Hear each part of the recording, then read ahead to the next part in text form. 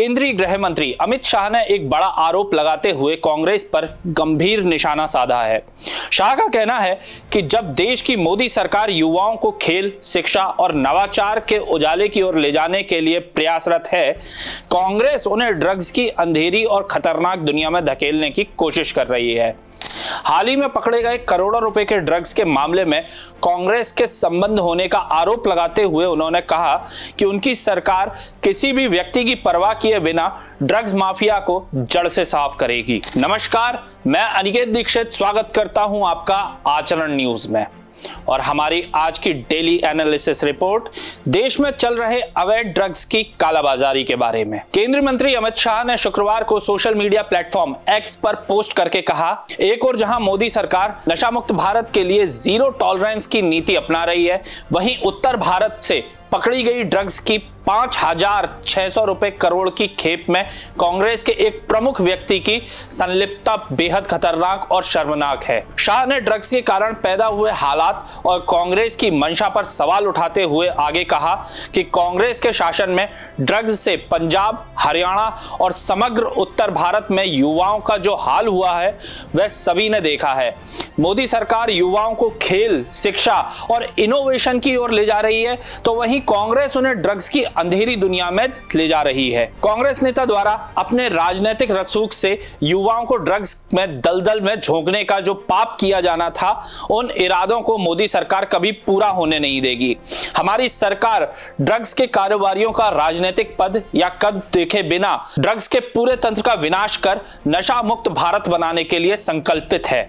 अब हम आपको बताते हैं हाल ही में दिल्ली में जब्त हुई ड्रग्स की बड़ी खेप के बारे में। दिल्ली पुलिस की स्पेशल सेल ने बड़ी कामयाबी हासिल करते हुए मादक पदार्थ की अपनी इतिहास में अब तक की सबसे बड़ी खेप बरामद की है। दिल्ली पुलिस ने एक अंतरराष्ट्रीय गिरोह का पर्दाफाश कर 4 मादक पदार्थ तस्करों को गिरफ्तार किया है। दिल्ली पुलिस ने 562 किलो कोकीन और थाईलैंड का 40 किलोग्राम हाइड्रोपोनिक मैरिजुआना बरामद किया है। पुलिस ने इस गिरोह के 4 सदस्यों को गिरफ्तार किया है।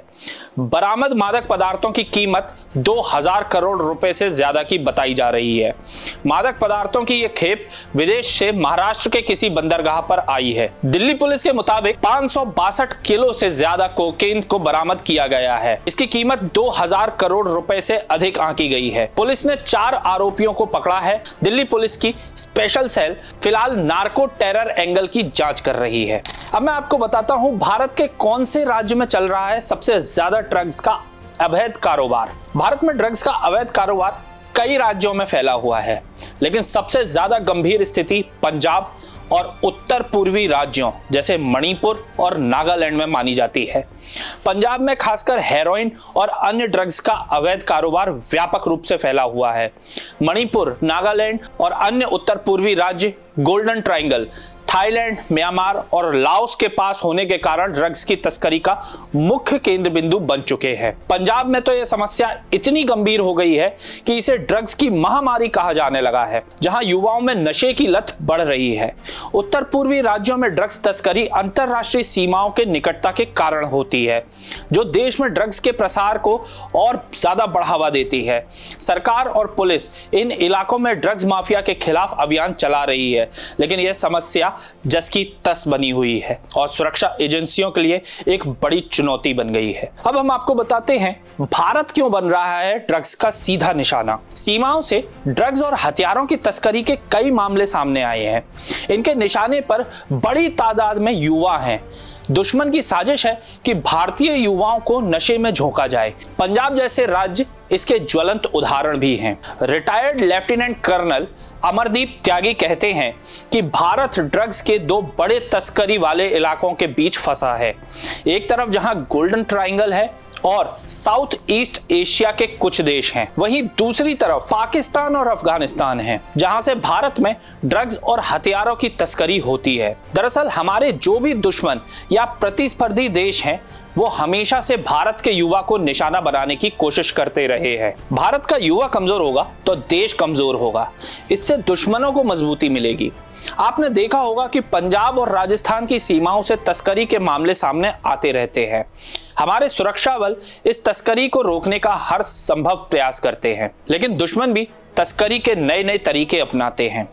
पिछले कुछ समय में ड्रोन के जरिए हथियार और ड्रग्स की तस्करी के मामले बढ़े हैं। सीमा पर सुरंग बनाकर भी तस्करी के प्रयास किए जा रहे हैं। आज भारत सबसे ज्यादा युवा देश है। किसी भी देश के युवा उस देश के निर्माण में महत्वपूर्ण भूमिका निभाते हैं। ऐसे में दुश्मन देश भारत की युवा शक्ति को निशाना बनाना चाहते हैं।